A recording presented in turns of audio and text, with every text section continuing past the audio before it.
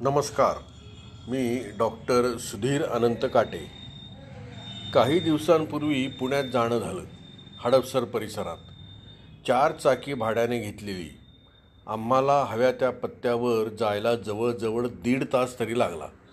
आमच्या गप्पा सुरू होत्याच, पण त्या चालकाच्या, ड्रायव्हरच्या तर सतत त्याच्या मोबाईलवरून कुणाशी तरी अगदी शांतपणे गप्पा सुरू होत्या. कुणाशी तरी तो बोलत होता. आमची 4 चाकी पोहोचेपर्यंत ती दोघं किंचितही थांबली नाहीत. त्यांचा फोन सुरूच होता. कदाचित दोघंही ड्रायव्हर असतील, मित्र असतील आणि त्यांचं हे रोजचंच बोलणं असावं असं वाटलं.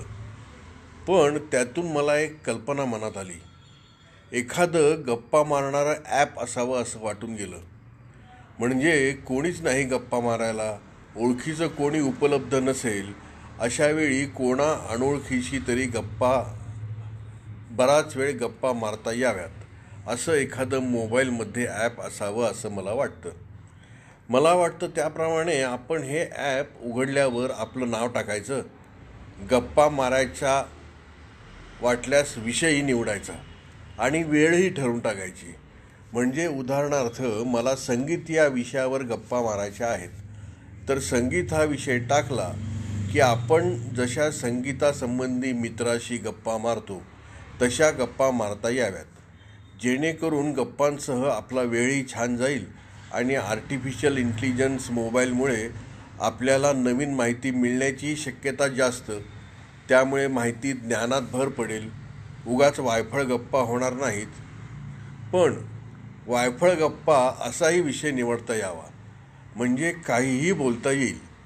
आज खूप उकडतंय ना म्हटल्यावर मोबाईलमधून आवाज यावा, हो ना, आज तापमान 40 डिग्री सेंटीग्रेड आहे, अशा सहज जाता जाता गप्पा मारता याव्यात.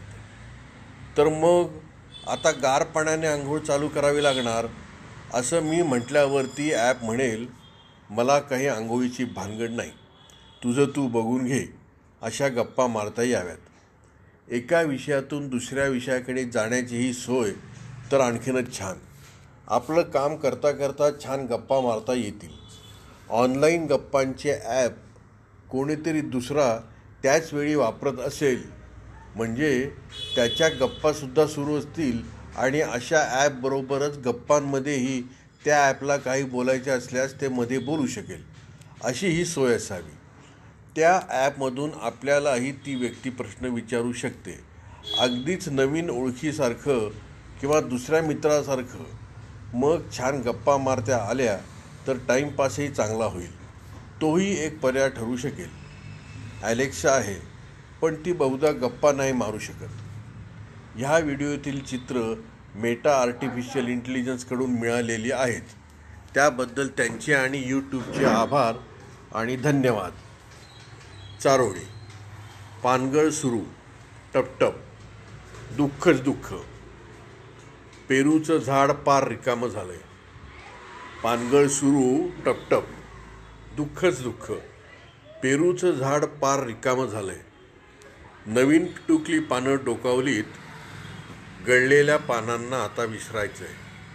नवीन पिटुकली पानं डोकावलीत, गळलेल्या पानांना आता विसरायचंय.